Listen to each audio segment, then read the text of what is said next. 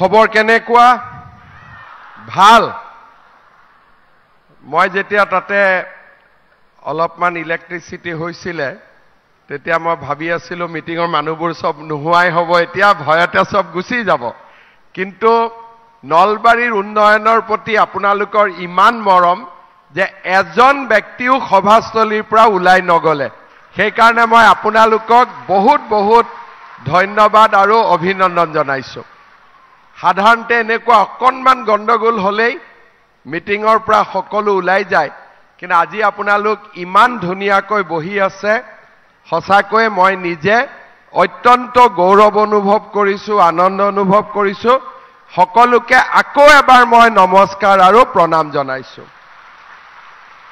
আজিৰ সভাত আমাৰ মাজত উপস্থিত অসম চৰকাৰৰ সন্মানীয় মন্ত্ৰী চন্দ্ৰমোহন পাটোৱাৰী ডাঙৰীয়া নলবাৰী সমষ্টিৰ বিধায়ক অসম চৰকাৰৰ মন্ত্ৰী জয়ন্ত মল্ল বৰুৱা ডাঙৰীয়া আমাৰ মাজত উপস্থিত গুৱাহাটী মহানগৰ উন্নয়ন কৰ্তৃপক্ষৰ অধ্যক্ষ নাৰায়ণ ডেকা ডাঙৰীয়া আমাৰ মাজত উপস্থিত অসম চৰকাৰৰ বিশেষ মুখ্য সচিব শ্ৰী ছয়েদিন আব্বাসীকে আদি কৰি অসম চৰকাৰৰ বিষয়াসকল নলবাৰী জিলাৰ উপায়ুক্ত মহোদয় আমাৰ মাজত উপস্থিত শ্ৰী সীমান্ত শেখৰ ডাঙৰীয়া বনদীপ ডেকা ডাঙৰীয়া গীতুমণি বৈশ্য ডাঙৰীয়ানী জয়শ্ৰী তালুকদাৰ ডাঙৰীয়া আমাৰ মাজত উপস্থিত শ্ৰী জয়ন্ত বুজৰ বৰুৱা ডাঙৰীয়া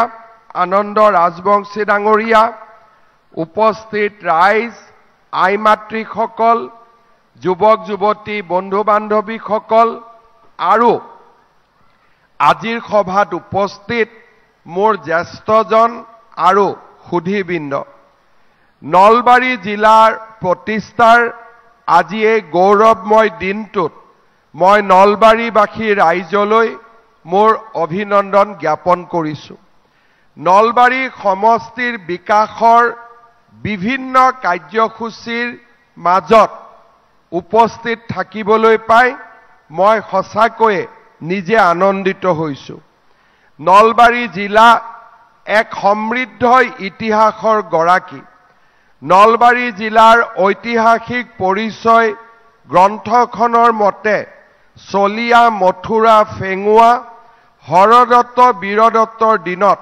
নলবাৰীয়ে স্বাধীন ৰাজ্যৰ মৰ্যাদা লাভ কৰিছিল কৌটিলৰ অৰ্থশাস্ত্ৰত নলবাৰীৰ শিল্প উদ্যোগৰ উল্লেখ থকা বুলি বিভিন্ন ইতিহাসবিদে লিখি থৈ গৈছিল নলবাৰীৰ ইতিহাসত কুমাৰ ভাস্কৰ বৰ্মাৰ উপৰিও পাল বংশ শালস্তম্ভৰ ৰজাসকল আৰু ফেঙুৱা ৰজাৰ লগতে বহু কেইগৰাকী ৰজাৰ বিষয়ে উল্লেখ আছে নলবাৰীৰ জীৱনী শক্তি পাগলাদিয়াৰ নৈৰ লগতে বুঢ়াদিয়া বৰলীয়া বৰনদী খটঙা টিহু মৰা পাগলাদিয়া আদি সৰু বৰ নদীয়ে আৰু উপনদীয়ে অঞ্চলটোক সেউজ আৰু জীপাল কৰি ৰাখিছে শিক্ষাৰ ক্ষেত্ৰত ৰাজ্যৰ সুকীয়া পৰিচয় থকা নলবাৰীত 1945 চনতে স্থাপিত হৈছিল নলবাৰী কলেজ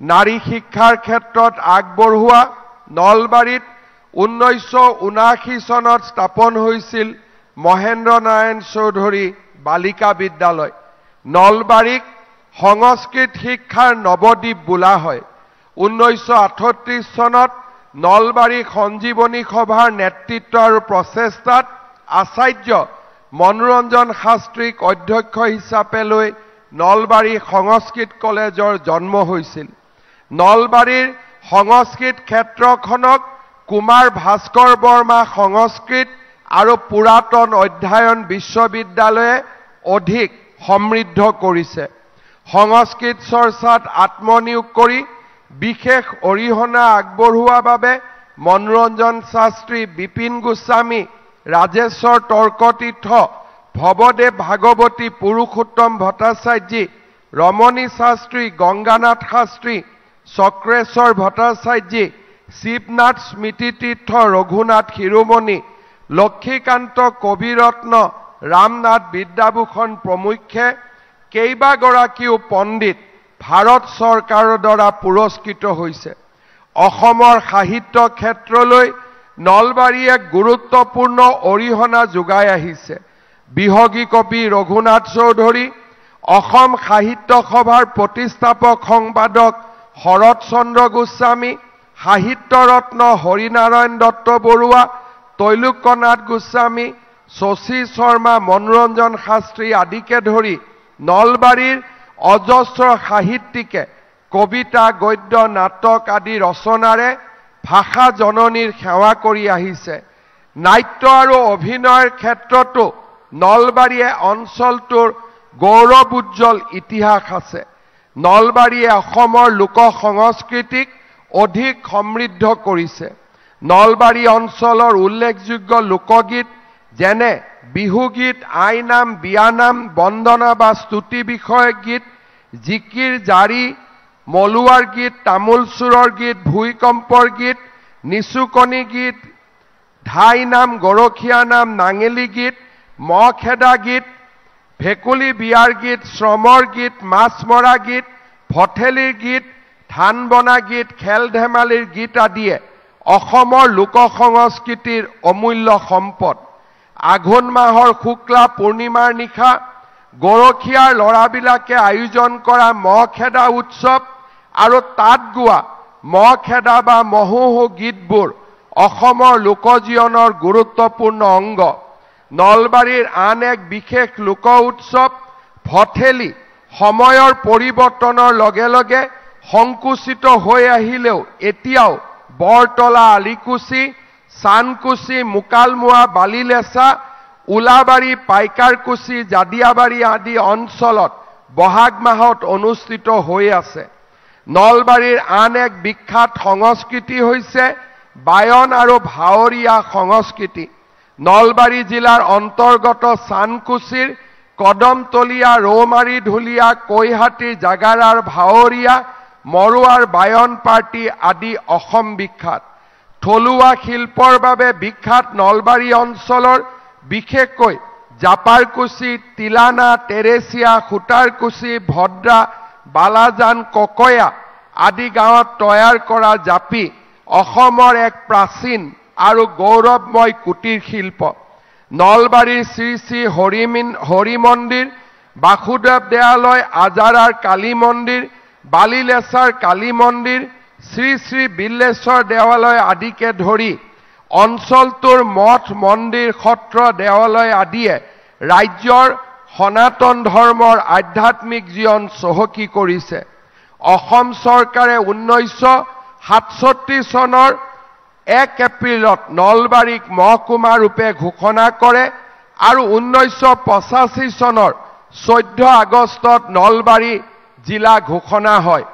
নলবাৰীৰ উন্নয়ন আৰু বিকাশে যোৱা কেইটামান বছৰত এক নতুন গতি লাভ কৰিবলৈ সক্ষম হৈছে। নলবাৰী চিকিৎসা মহাবিদ্যালয়, নলবাৰীৰ নিৰ্মীয়মান অভিযান্ত্ৰিক মহাবিদ্যালয়, পলিটেকনিক, কুমাৰ ভাস্কৰ বৰ্মা পুৰাতন বিশ্ববিদ্যালয়ে নলবাৰীক এক শৈক্ষিক কেন্দ্ৰৰূপে আজি অসমৰ ভিতৰতে জাকত জিলিকা কৰি গঢ়ি তুলিছে। আজি আমাৰ বাবে গৌৰৱৰ বিষয় যে নলবাৰী সমষ্টিৰ সন্মানীয় বিধায়ক জয়ন্ত মল্ল বৰুৱা ডাঙৰ প্ৰচেষ্টাত নলবাৰীত কেইবাটাও উন্নয়নমূলক কামৰ আজি আমি আৰম্ভ কৰিবলৈ সক্ষম হৈছোঁ। নলবাৰীত 114 কোটি টকা ব্যয়েৰে 24 ঘণ্টাই টেপ যোগে খোৱা পানী যোগান আঁচনি, নলবাৰী চহৰত মিয়াবাকী নগৰীয়া বনাঞ্চল আঁচনি, 51টা হৰিজন পৰিয়ালৰ বাবে বাসস্থান নিৰ্মাণ, নলবাৰী নগৰত 18 কোটি টকা ব্যয়েৰে সমাৱৰ্তন কেন্দ্ৰ নিৰ্মাণ, নলবাৰী চহৰৰ ষ্ট্ৰীট লাইটৰ অত্যাধুনিক প্ৰকল্প ৰূপায়ণ, স্বচ্ছ ভাৰত অভিযানৰ অধীনত 5.2 কোটি টকা ব্যয়েৰে চিৱেজ ট্ৰিটমেণ্ট প্লেণ্টৰ নিৰ্মাণ, কেইবাটাও ৰাস্তাৰ উন্নয়ন, লগতে নলবাৰীত 19 কোটি টকা ব্যয়েৰে এটা সুন্দৰ আৱৰ্ত ভৱন নিৰ্মাণ, 31 কোটি টকা ব্যয়েৰে ধমধমাত দক্ষতা বিকাশ প্ৰতিষ্ঠান, 22 কোটি টকা ব্যয়েৰে নলবাৰী গৰ্ডন খেলপথাৰত অত্যাধুনিক ক্ৰীড়া প্ৰকল্পৰ নিৰ্মাণ। এই আটাইবোৰ প্ৰকল্পই নলবাৰীক অসমৰ ভিতৰতে এখন জাকত জিলিকা চহৰলৈ ৰূপান্তৰ কৰিব। শ্ৰদ্ধাৰ ৰাইজ, জল সম্পদ বিভাগৰ কেইবাটাও উন্নয়নমূলক আঁচনিৰ লগতে অসম চৰকাৰে আজি নলবাৰীত 8খন নতুনকৈ দলং নিৰ্মাণৰ বাবেও আধাৰশিলা আমি স্থাপন কৰিছোঁ। 18টা পথৰো আজি আধাৰশিলা স্থাপন হৈছে। আজিৰ এই অনুষ্ঠানৰ জৰিয়তে বৰকুৰা ৰেল ক্ৰছিঙৰ ওপৰত 70 কোটি টকা ব্যয়েৰে নিৰ্মাণ হোৱা উৰণীয়া সেতু আজি আমি ৰাইজৰ বাবে উৎসৰ্গা কৰিবলৈ সক্ষম হৈছোঁ। ইয়াৰ উপৰিও নলবাৰী মেডিকেল কলেজলৈকে যোৱা যাতে পথছোৱা ৰাইজৰ বাবে সকলো ফালৰ পৰা উপযোগী হয়, তাৰ বাবে ঘগ্ৰাপাৰতো উৰণীয়া সেতু নিৰ্মাণৰ আজি আমি আধাৰশিলা স্থাপন কৰিছোঁ। 576 কোটি টকা আজি নলবাৰীৰ উন্নয়নৰ বাবে আগবঢ়োৱা হৈছে। মই ভাবো যে আমাৰ অসমৰ কোনো জিলাই, কোনো এখন নগৰে একেদিনাই 576 কোটি টকাৰ উন্নয়ন আজিলৈকে দেখিবলৈ পোৱা নাই, যি আজি নলবাৰীত সম্ভৱ হৈছে। মই নলবাৰীৰ সন্মানীয় বিধায়ক জয়ন্ত মল্ল বৰুৱা ডাঙৰীয়াক এই আঁচনিসমূহৰ বাবে অভিনন্দন জনাইছোঁ আৰু ৰাইজকো এটা দীঘলীয়া হাত চাপৰিৰে জয়ন্ত মল্ল বৰুৱা ডাঙৰীয়াক অভিনন্দন জনাবলৈ অনুৰোধ কৰিছোঁ। শ্ৰদ্ধাৰ ৰাইজ, আজি নলবাৰীৰ উন্নতিয়ে অসমৰ পৰিৱৰ্তিত বিকাশৰ যি আমাৰ ৰূপকথা তাক আজি প্ৰদৰ্শন কৰিছে। ডিব্ৰুগড়ৰ পৰা আৰম্ভ কৰি আজি আমি ধুবুৰীলৈ অসমৰ এই সমগ্ৰ নগৰসমূহ আৰু আজি আমাৰ অঞ্চলসমূহ উজলি উঠিছে। শিলচৰৰ পৰা শদিয়ালৈ, জোনাইৰ পৰা গোৱালপাৰালৈ আজি আমাৰ সমগ্ৰ অসমখনেই অৰ্থনৈতিক আৰু আন সকলো দিশৰ পৰা আজি আমাৰ ৰাজ্যখন উজলি উঠিছে। আজি আমাৰ ৰাজ্যখন বিকাশৰ গতিত আগবাঢ়িছে।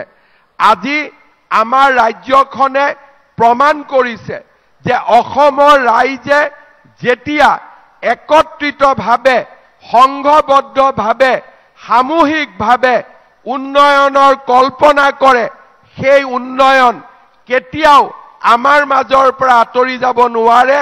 উন্নয়নৰ সূৰুযৰ পোহৰ আমাৰ অসমখনত পৰিবই, সেই কথা যোৱা 5 বছৰৰ উন্নয়নৰ আঁচনিবিলাকে আজি প্ৰমাণ কৰিছে। যোৱা কেইদিনমান আগতে মই অসমৰ বিষয়ে বৰ্ণনা কৰি কৈছিলোঁ যে আমাৰ অসমখনক সভ্যতা আৰু সংস্কৃতিক ব্ৰহ্মপুত্ৰ নদীয়ে চহকী কৰে, কিন্তু এই ব্ৰহ্মপুত্ৰ নদীক সম্পদলৈ ৰূপান্তৰ কৰি আজি আমাৰ চৰকাৰৰ প্ৰচেষ্টাত অসমৰ প্ৰতিখন জিলাতে আমি ব্ৰহ্মপুত্ৰৰ ওপৰত একোখনকৈ দলং নিৰ্মাণ কৰিব পাৰিছোঁ। অসমৰ প্ৰতিখন জিলাতে আজি আমি একোখনকৈ বিশ্ববিদ্যালয় নিৰ্মাণৰ কামত আগবাঢ়িব পাৰিছোঁ।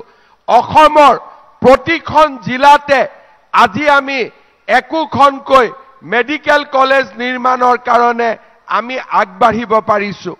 আমাৰ ৰাজ্যৰ জনজীৱনত, আমাৰ ৰাজ্যৰ ইতিহাসত কেতিয়াও অসমে ইমান ডাঙৰ সপোন দেখিবলৈ সক্ষম হোৱা নাছিল। আজি যদি মই মাত্ৰ নলবাৰীৰে উদাহৰণ দিবলৈ যাওঁ, গুৱাহাটীৰ পৰা নলবাৰীলৈ আমাৰ যি পথছোৱা, সেই পথছোৱা শৰাইঘাট নদীৰ ওপৰত গুৱাহাটী, উত্তৰ গুৱাহাটীৰ দলং সম্পূৰ্ণ হৈ যোৱাৰ লগে লগে নলবাৰীৰ পৰা ফাঁচী বজাৰ আমি মাত্ৰ 40 মিনিটত গৈ পাব পাৰিম, যিয়ে নলবাৰী গুৱাহাটীৰ বহুত ওচৰ চপাই আনিব।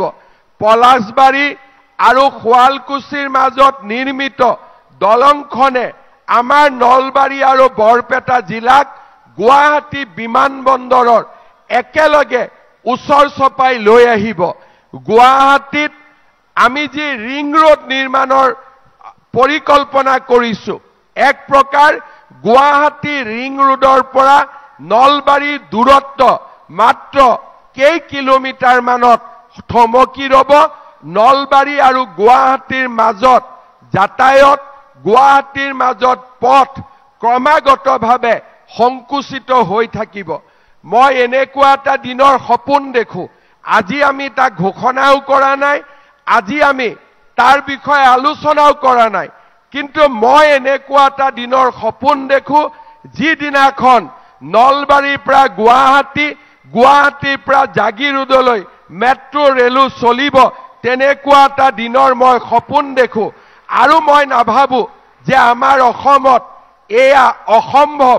আজি যদি অসমীয়াই সপোন দেখিছে, সেই সপোনক বাস্তৱত ৰূপায়ণ কৰিব পৰা সাহসো আজি আমাৰ অসমীয়াৰ বুকুৰ মাজত আছে। সেয়েহে মই অসমৰ নতুন প্ৰজন্মক সদায়ে কওঁ যে আমি সপোন দেখিব লাগে আকাশখন চোৱাৰ। আৰু যদি আমাৰ মনত, আমাৰ অন্তৰত আকাশখন চোৱাৰ সপোন থাকে, তেতিয়াহ'লে মই বিশ্বাস কৰোঁ সাহসী অসমীয়াই এদিন অসমৰ নাম উজ্জ্বল কৰি আকাশখনো স্পৰ্শ কৰিব পাৰিব। তেনে বিশ্বাস মই সদায় মোৰ বুকুৰ মাজত ৰাখোঁ। মই অসমৰ নতুন প্ৰজন্মক আহ্বান জনাম, এইখন আমাৰ অসম, সম্ভাৱনাৰে পৰিপূৰ্ণ অসম। এইখন অসমক আমি ভাৰতবৰ্ষৰ ভিতৰতে এখন সৰ্বশ্ৰেষ্ঠ ৰাজ্য কৰি নিৰ্মাণ কৰিব পাৰোঁ। সম্ভাৱনা আমাৰ মাজত লুকাই আছে, সাহস আমাৰ মাজত আছে, শক্তি আমাৰ মাজত আছে। মাত্ৰ এই সম্ভাৱনা, এই শক্তি আৰু এই সাহসক আমি ঋণাত্মক কামত ব্যৱহাৰ কৰিব নালাগে, ইয়াক আমি ইতিবাচক কামত ব্যৱহাৰ কৰিব লাগে। অসমীয়া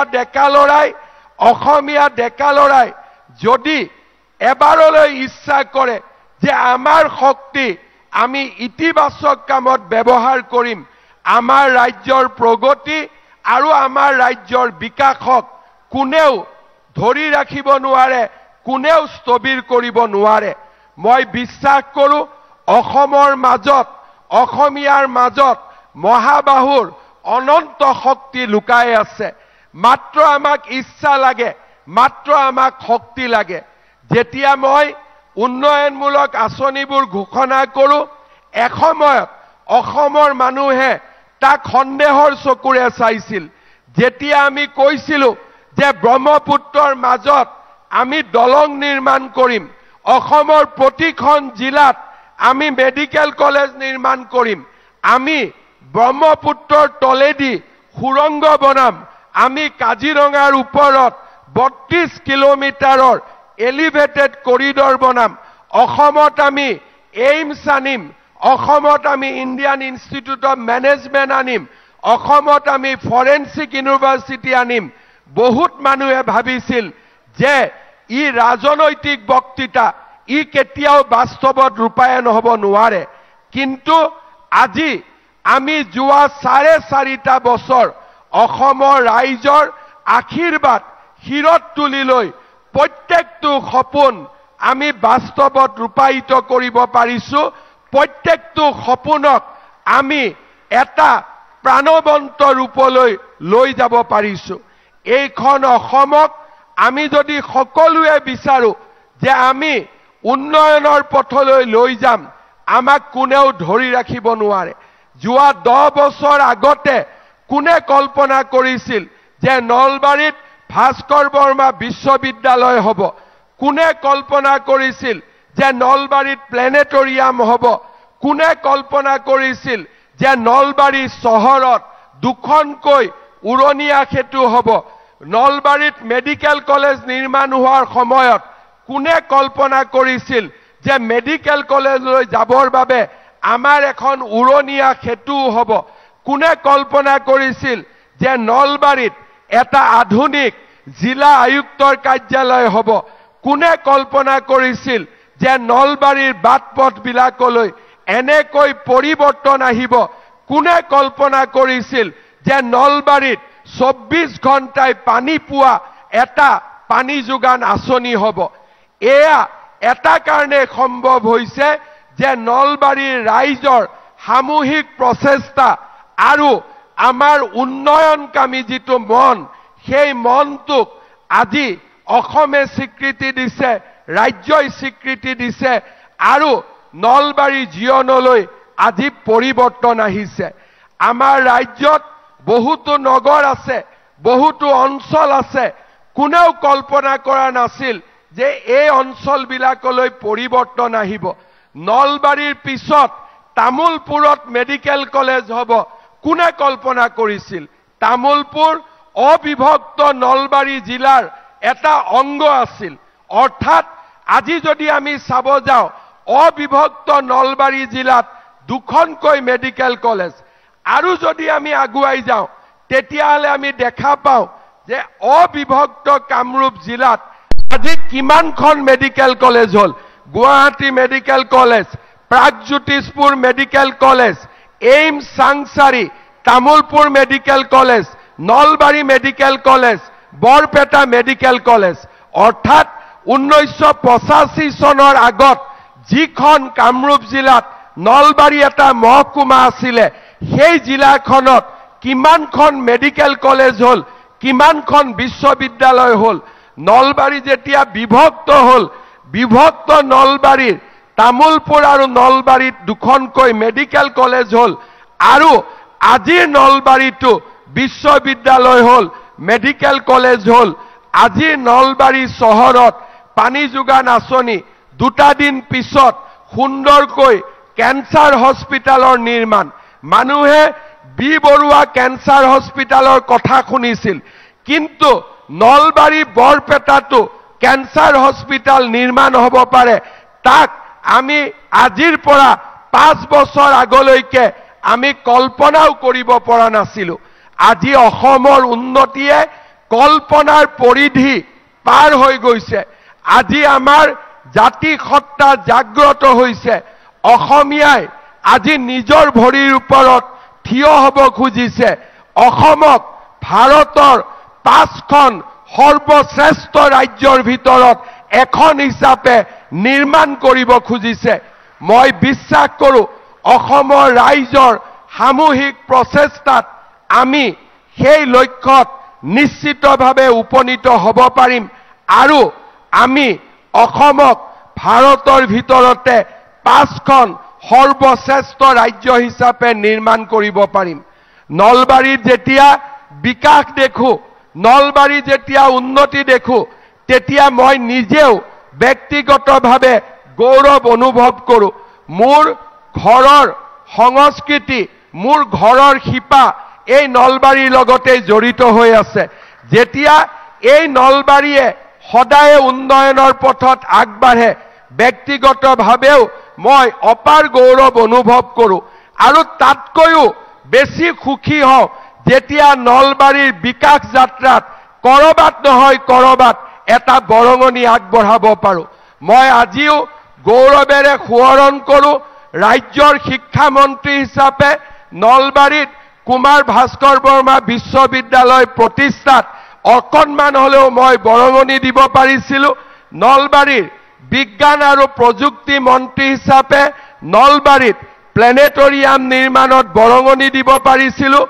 মুখ্যমন্ত্ৰী হিচাপে নলবাৰীত মেডিকেল কলেজ নিৰ্মাণত অলপ হ'লেও বৰঙণি যোগাব পাৰিছিলোঁ আৰু লোক নিৰ্মাণ বিভাগৰ মন্ত্ৰী হিচাপে নলবাৰীৰ নতুন চিনাকি কুমাৰ ভাস্কৰ বৰ্মা উৰণীয়া সেতু, প্ৰজ্ঞা সেতু, এই আটাইবিলাক নলবাৰীৰ যোৱা এটা দশকৰ বিকাশ যাত্ৰাত কৰবাত নহয় কৰবাত মই অলপ হ'লেও বৰঙণি আগবঢ়াবলৈ সক্ষম হৈছিলোঁ। নলবাৰীৰ বিকাশে আমাক গৌৰৱান্বিত কৰে। অসমৰ প্ৰজ্ঞানগৰী শিক্ষা সংস্কৃতিৰ প্ৰাণকেন্দ্ৰ নলবাৰীৰ বিকাশে ৰাজ্যক আন আন অঞ্চলৰ ৰাইজকো গৌৰৱান্বিত কৰে। নলবাৰী অসমৰ সংস্কৃতিৰ এক মূল ভেটি বুলি ক'লেও দুটা শব্দ বেছিকৈ কোৱা নহয়। মই বিশ্বাস কৰোঁ এই নলবাৰীতে আমাৰ জাতি সত্তাই পুনৰ জাগৰণৰ নৱজাগৰণৰ পথ বিচাৰি ল'ব। আজি আমাৰ ৰাজ্যৰ সন্মুখত বহুতো সমস্যাৰে আমি ভাৰাক্ৰান্ত হৈ আছো। আমাৰ জাতীয় সত্তা সনাতনী সভ্যতা সংস্কৃতি, আমাৰ কৃষ্টি সংস্কৃতি, আমাৰ মাটি, আমাৰ জাতি, আমাৰ ভেটি আজি সংকটৰ সন্মুখীন। যোৱা কেইটামান বছৰত আমাৰ মাটি, আমাৰ সংস্কৃতি আৰু আমাৰ ঐতিহ্যক পুনৰ উদ্ধাৰ কৰিবলৈ আমি সকলো ফালৰ পৰা কাম আৰম্ভ কৰিছো। মই বিশ্বাস কৰোঁ আমাৰ জাতি সত্তা জীয়াই ৰাখিবৰ বাবে আমাৰ জাতীয় চেতনা আৰু অসমৰ মাটিক খামুচি ধৰি অসমখনক আমি বিকাশ আৰু আমাৰ ইতিহাস দুয়োটাকে সংৰক্ষণ কৰাৰ বাবে আমি সকলোৱে পুনৰ এবাৰ প্ৰতিজ্ঞাবদ্ধ হ'ব লাগিব। অহাকালি আমাৰ স্বাধীনতা দিৱস। প্ৰধানমন্ত্ৰী নৰেন্দ্ৰ মোদীয়ে সদায় এটা কথা আমাক শিকাইছে, বিৰাসত ভি বিকাশ ভি।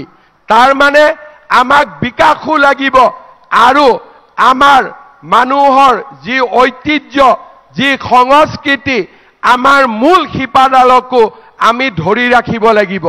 যোৱা কেইটামান বছৰত আমাৰ ৰাজ্যৰ চৰকাৰখনে বিকাশৰ বাবেও কাম কৰিছে, জাতি মাটি ভেটিকো ধৰি ৰাখিবৰ বাবেও আমি কাম কৰিছো। আজি অসমৰ চাৰিওফালে এটা কথা স্পষ্ট হৈ গৈছে যে এইখন চৰকাৰ বা আমাৰ জাতিয়ে কেতিয়াও আমাৰ সংস্কৃতিৰ লগত, আমাৰ বনভূমিৰ লগত, আমাৰ মাটিৰ লগত যিসকলে খেলিব খোজে, ধেমালি কৰিব খোজে, তেওঁলোকক আমি কেতিয়াও আমি ৱাক অভাৰ দিবলৈ প্ৰস্তুত নহয়।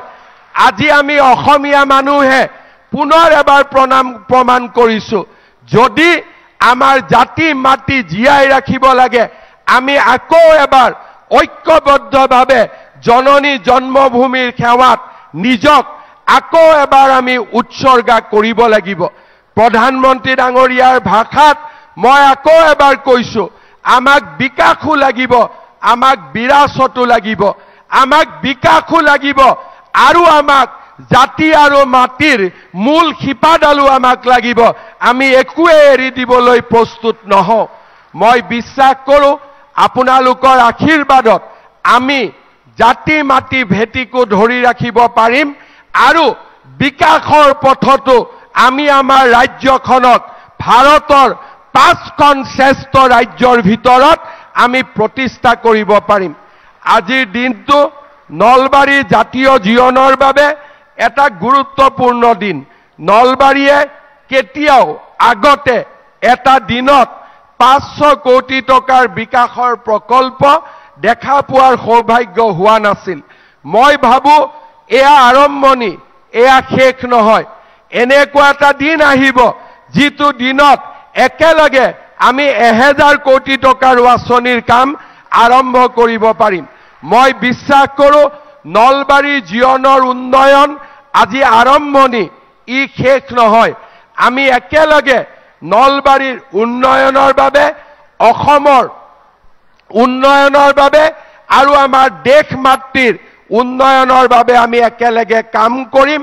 স্বাধীনতা দিৱসৰ প্ৰাক মুহূৰ্তত পুনৰ এবাৰ নলবাৰীৰ ৰাইজলৈ মোৰ অনন্ত শুভকামনা আৰু শুভেচ্ছা যাচি মই মোৰ বক্তব্যৰ সামৰণি মাৰিছো। ধন্যবাদ। জয় হিন্দ, বন্দে মাতৰম।